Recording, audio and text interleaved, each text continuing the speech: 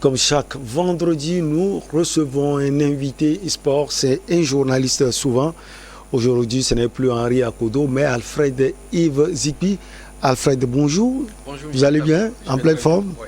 C'est un plaisir pour moi de vous revoir sur ce plateau. Le plaisir est partagé. Avec vous, on va parler de l'Afrique Ligue des Champions. Un choc à la Ligue.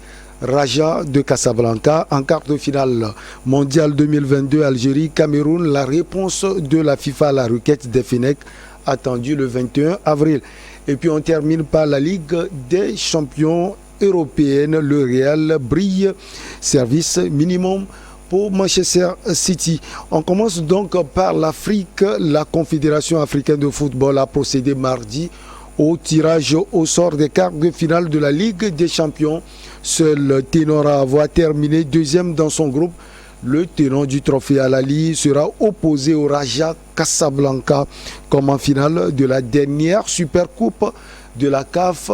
Alfred Yves Zikpi, les forces en présence. Ça va être un match chaud. D'ailleurs, il faudrait rappeler que c'est un derby de l'Afrique du Nord, d'autant plus que les deux clubs viennent des pays qui sont situés dans l'Afrique du Nord. Donc du coup, ça va être un match, comme je l'ai dit tantôt, on ne peut plus alléchant, surtout que voilà, Al-Ali est une grosse écurie sur l'échiquier africain. Depuis la nuit des temps, c'est le club qui fait la pluie, le beau temps, c'est le club qui dame les pions aux autres, surtout en coupe CAF et en Ligue des Champions africaine. Donc du coup, Al-Ali connaît très bien Raja de Casablanca parce qu'ils se sont quand même confrontés, je me rappelle en décembre passé, en Super Coupe d'Afrique où Al-Ali était victorieux sur... bon, c'était un but partout au temps réglementaire. Au tir au but, Al-Ali a damé les pions à Raja Casablanca. Attention, ce match n'est plus l'autre vécu par Raja lors de cette Super Coupe d'Afrique. Parce que voilà, on parle des quarts de finale et là c'est une autre envergure, c'est un autre match, c'est un autre challenge. Donc du coup, les joueurs de Raja aussi ils vont vouloir quand même se montrer revanchards. Voilà, ils vont vouloir quand même laver l'affront. Donc ça va être un match engagé, surtout du côté technique. Les deux clubs sont quand même pétris de talent. Il y a des joueurs qui sont quand même très techniques. Surtout si vous prenez l'équipe de Raja, quand même, il y a assez de jeunes joueurs qui ont cette sont dans l'effectif. Justement, dans l'effectif, qui ont cette insouciance. Et donc, ça va être leur premier atout. Quand on parle de l'insouciance, c'est le fait de se jeter dans la guerre, de se jeter dans la bataille. Donc, ça va causer quand même du fil à retordre à cette formation d'Al-Ali. Mais bon, après tout, il faudrait aussi rappeler que Al-Ali, c'est un club qui maîtrise bien ces genres de compétition. Surtout cette étape de la chose, parce que Al-Ali sait très bien que le match se joue en aller comme au retour. Donc, du coup, il va falloir véritablement faire les choses doublement pour ne pas quand même perdre voilà, ces rencontres.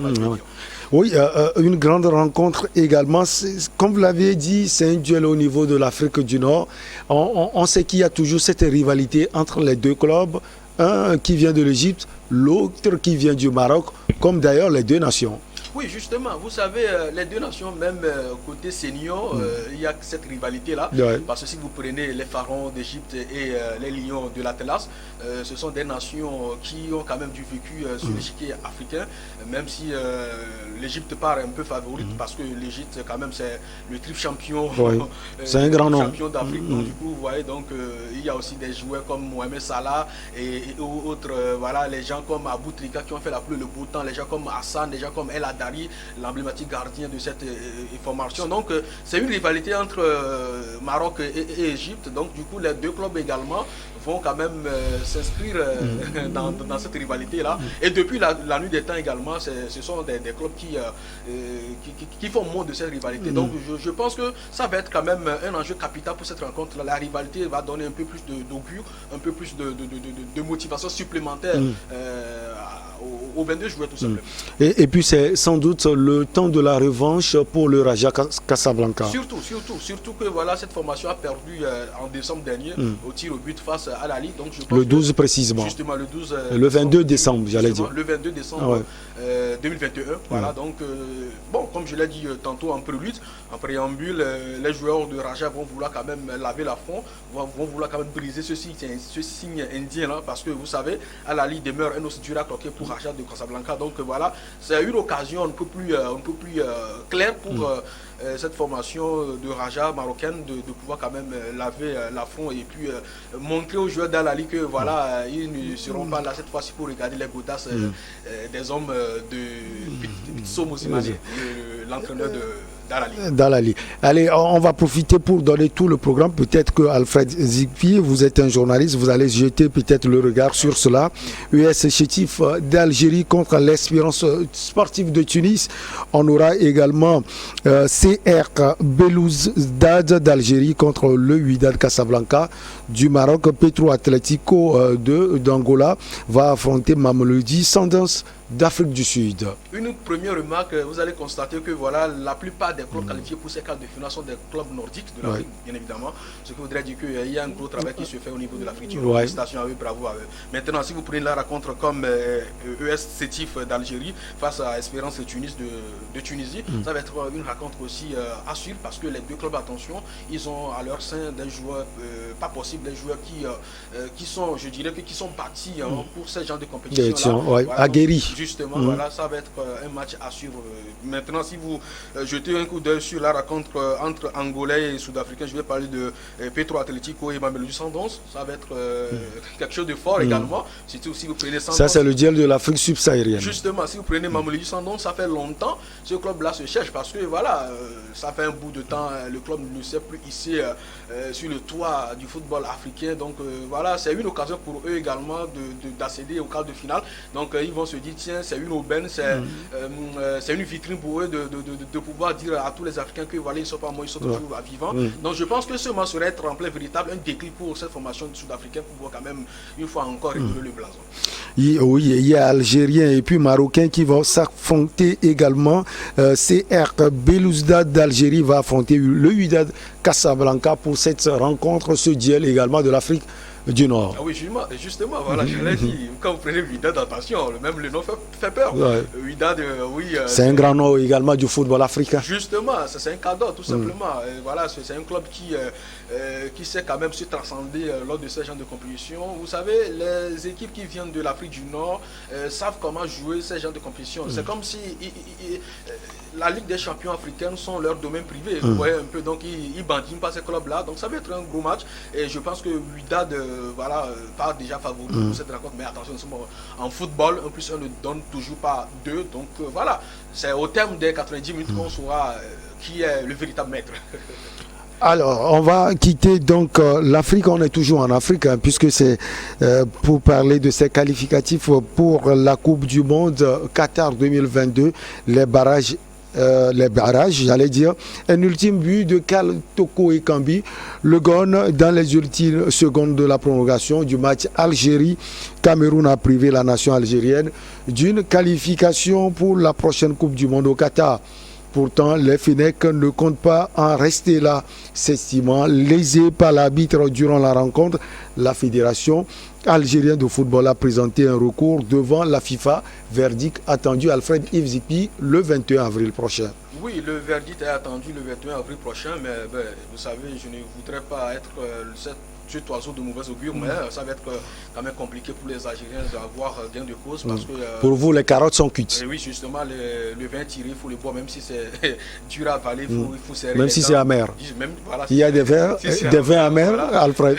Justement, il faut quand même serrer les dents et puis les yeux et le boire. Vous savez, je pense que l'Algérie devait faire le combat, devait livrer le combat sur le rectangle vert.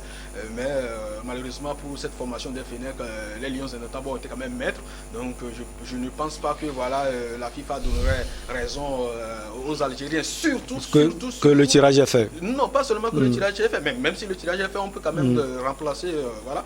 Surtout que l'arbitre du match, Gassama a rendu un rapport contre voilà, l'Algérie parce qu'il a parlé des actes de vandalisme et autres là. Donc du coup, si jamais la FIFA valide ce rapport, parce que le rapport a été quand même confirmé par le commissaire au match, donc du coup cela veut dire que c'est à l'Union que ce rapport a été fait. Donc si jamais la FIFA valide ce rapport, l'Algérie risque d'être sanctionnée parce qu'il y a des joueurs, des supporters qui ont jeté des choses à l'endroit de l'arbitre, à l'endroit, voilà, ils ont quand même eu à déranger le cours de cette rencontre-là. Donc je ne vois pas l'Algérie gagner cette bataille.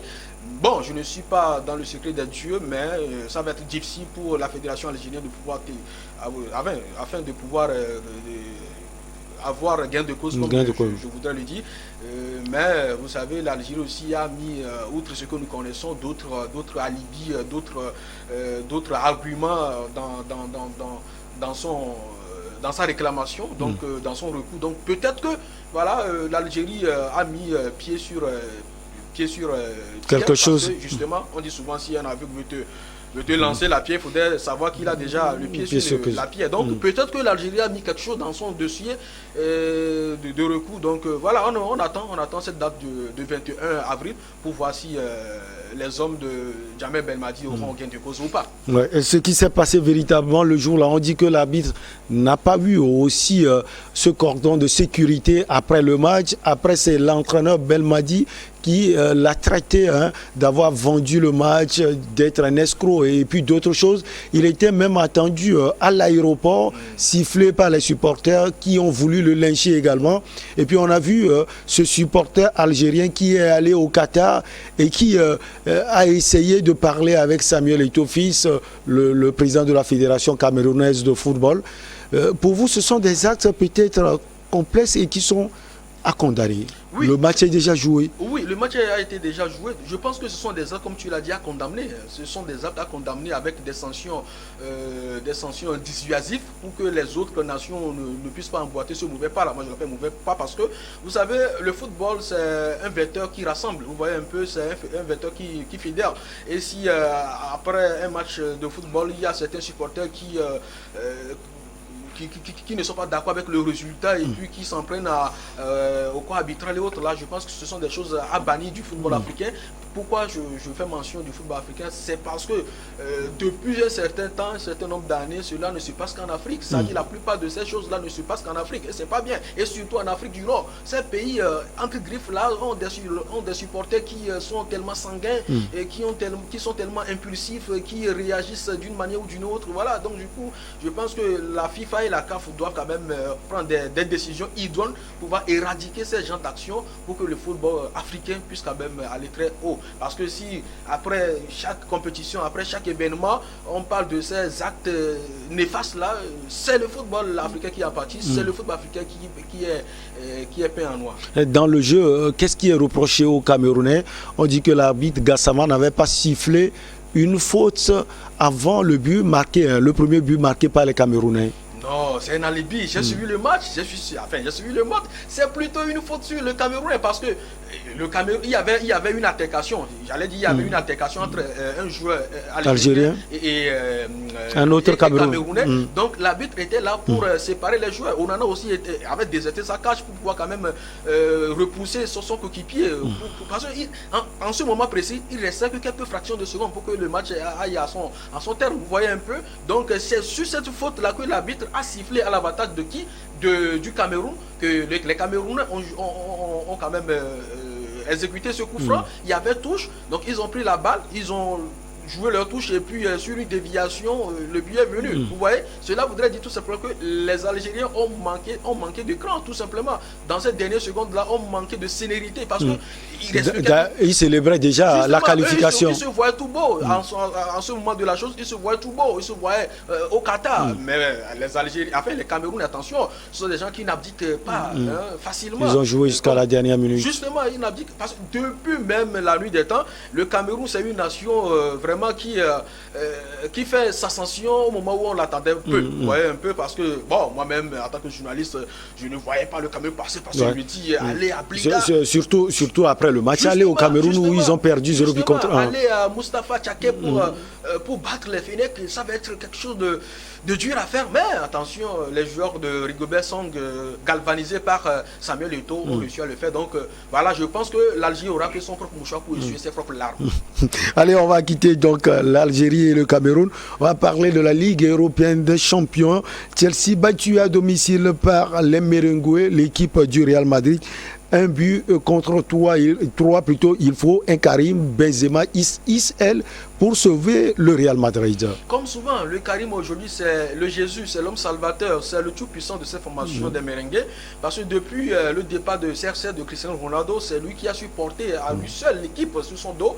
C'est un joueur qui sait comment jouer ces grands matchs-là. Et vous allez voir que l'autre fois, il a encore démontré qu'il n'est pas mort, il est toujours vivant, même si il n'était pas à 100%. Vous devez le rappeler également. Karim revenait il était blessé. Voilà, il n'était pas à 100%, mais quand même, il a démontré qu'il est toujours ce Karim-là, quelqu'un qui a un mental en acier et autres. Là. Donc, l'autre fois, il a su quand même dompter ces Blues de Chelsea. Oui, je ne dirais pas que Karim a fait le match, mais quand même, Karim a été quand même au-dessus des autres. La preuve, il a été élu l'homme du match. Justement, il a été élu l'homme du match. Quand même, il a fait un doublé et ce n'est pas anodin, c'est mérité, c'est méritoire tout simplement. Maintenant, Chelsea, qu'est-ce qui n'a pas marché? Je pense que Chelsea, avant le coup d'envoi de ce match-là, les hommes de Thomas Tuchel se voyaient tout beau, ils se voyaient voilà, au-dessus des Merengues, parce que si vous mettez les deux formations sur le papier, ben, quand même, il faudrait qu'on se dise la vérité, le Real n'avait pas quand même des joueurs aussi tranchants, n'avait pas des joueurs aussi révoltants. Mais si vous prenez Chelsea, quand même, il y a des Havertz, il y a des Mount,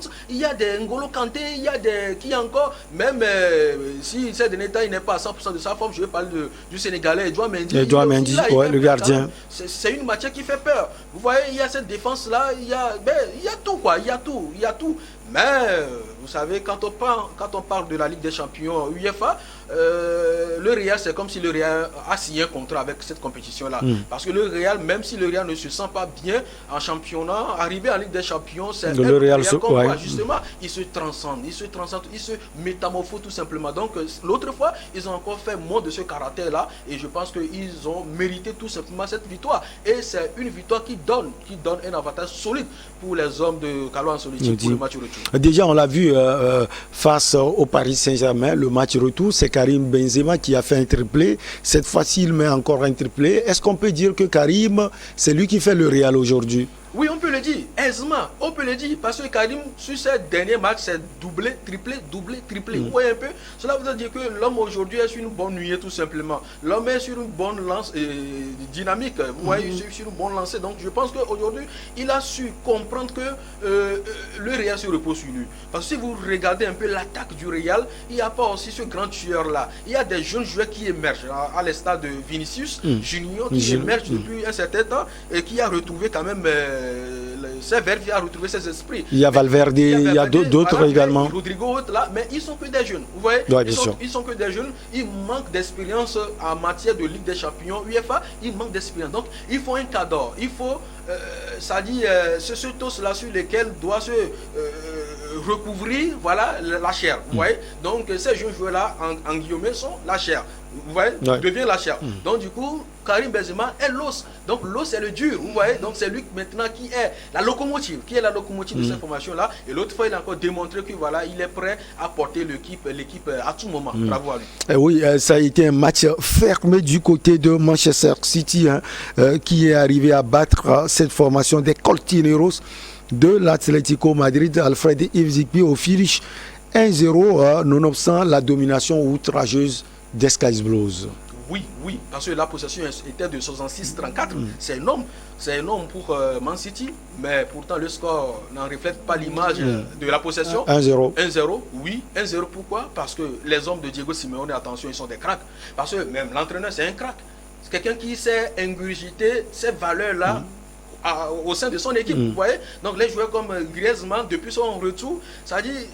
Il y a une autre mentalité. Donc, ce qui fait que les Colchoneros sont quand même tenus la dragée haute aux joueurs de Pep Guardiola. Mais vous savez, Pep Guardiola, avec sa philosophie de jeu, même si l'équipe adverse est tellement aussi considérée, l'essentiel c'est de faire le minimum. Voilà, donc le minimum a été fait, je dirais, par les hommes de Pep Guardiola.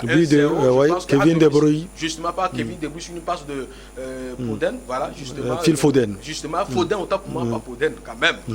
Foden, donc il faut saluer quand même la philosophie de Pep Guardiola. À un moment donné, il a fait sortir certains joueurs et puis il a fait entrer certains d'autres là qui sont venus avec une autre âme. Vous voyez un peu, ils sont venus avec un nouvel esprit, ils sont venus avec une nouvelle énergie. Donc du coup, ça a cassé le rythme que voudrait faire montre imprimer Pep Guardiola et ses éléments. Justement, vous voyez, donc félicitations à ce philosophe-là. Au début, je ne l'aimais pas, mais au fur et à mesure que les années se suivent, je pense que voilà, il fait partie, sinon l'un des meilleurs entraîneurs au monde. Pep Guardiola. Et dans ces conditions, les Colchoneros sont obligés de sortir et de jouer au Wanda Metropolitanos. Ils sont obligés de faire sortir leurs griffes. C'est le moment jamais lors du match de retour. Je pense que ça serait la semaine prochaine. Donc, ils n'ont plus rien à perdre. Voilà, il faudrait qu'ils se disent cela. Ils n'ont plus rien à perdre. C'est le moment où, c'est-à-dire, il faut faire sortir toutes les énergies possibles, toutes les astuces possibles du côté du staff, du côté des joueurs. C'est le moment jamais de se transcender, de donner le meilleur de soi-même, d'aller peser au tréfonds de soi-même, de se transcender, de faire tout. Parce que ça ne serait pas facile, ça ne va pas être facile pour les hommes de Pep Guardiola au match retour, parce que quand vous jouez à Wanda Metropolitano, attention, c'est une entre qui n'est pas aussi facile à gérer, parce qu'il y a quand même ce public fou là qui pousse de la première à la deuxième son équipe, donc le 12e homme serait là, donc voilà, ça va être difficile pour les Anglais, mais attention, il faudra aussi rappeler à nos chers téléfilms de New World, comme quoi les Anglais aussi ont cette accoutumance là, le public anglais également est chaud bouillant, donc peut-être que ça ne va pas jouer trop sur le City c'est voyager, on a vu déjà City à Madrid face au Real, City partout en Europe, c'est une équipe de renom qui sait voyager aussi. Justement, vous voyez, c'est l'une des forces de cette formation Citizen, parce que voilà, une ménage au coin d'effort pour ces gens de raconte là, une ménage au coin d'effort, c'est-à-dire ils savent très bien que l'apport du 12e homme est important, donc à chaque fois, comme tu l'as dit, ils se déplacent avec leurs supporters, donc je pense que ça va être peut-être un atout pour eux également, mais sur l'herbe de jeu, ça va être un autre match. Oublions la domination outrageuse de City lors du match aller, au retour à Wanda Metropolitano, ça va être une autre figure. Même si c'est à domicile, ça a été une surprise parce que les sous-marins jaunes d'un certain Unai Emery viennent à bout de cette formation.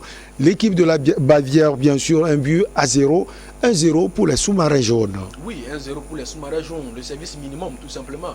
Vous voyez, les sous-marins jaunes, c'est une formation espagnole. Et quand on parle de Villarreal, attention, c'est une équipe qui sait jouer en bloc. C'est-à-dire l'équipe défend ensemble et l'équipe attaque ensemble. Lorsque vous êtes face à une formation qui défend ensemble et qui attaque ensemble, c'est difficile à manœuvrer. Vous voyez un peu, parce que dès que l'équipe perd de la balle, cette équipe-là, c'est-à-dire les autres des joueurs, reviennent pour compenser le vide de la chaîne défensive ou bien de la chaîne milieu offensif ou bien de la chaîne attaque. Vous voyez un peu. Donc à chaque fois, ils sont soudés.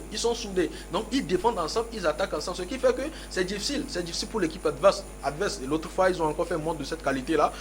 Voilà, 1-0, le service minimum. Maintenant, au match retour, il faudrait maintenant faire dur. Il faudrait maintenant être costaud dans la tête. Il faudrait maintenant démontrer que la victoire acquise lors du match aller n'était pas anodine, n'était pas usurpé, mais ça a été quand même méritoire. Et puis la dernière rencontre, il y a Liverpool qui a bien voyagé également. Ce qu'a fait le Real Madrid à Londres, c'est ce qu'a fait exactement Liverpool, c'était au Portugal face au Benfica. Liverpool, cette formation qui me séduit, parce que c'est l'une des formations anglaises qui, depuis 2-3 ans, arrive quand même à jouer bien efficacement la Ligue des Champions. Parce que vous savez, Liverpool, c'est une formation qui a quand même à son sein, je dirais, tous les éléments nécessaires. Merci, tous les éléments Sadio nécessaires. Mané, Mohamed Salah, Firmino, Virgil van Dijk au niveau de la chaîne défensive, Alisson, Becker. Il y a un peu de tout. Les cas, justement, il y a un peu de tout. Voilà, donc c'est une formation qui mérite cette victoire également. Et je dirais que Benfica n'était pas aussi une grosse équipe en face. C'est un calibre aussi, pas plume entre griffes. Voilà, donc du coup, cette victoire n'est pas aussi surprise.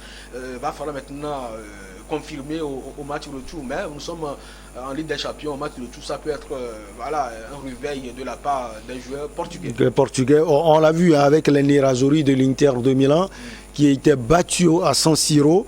au match retour, on a vu leur réveil chez les Reds de Liverpool, sauf que ça n'a pas été suffisant. Justement, c'est ce qui fait d'ailleurs le charme de la C1.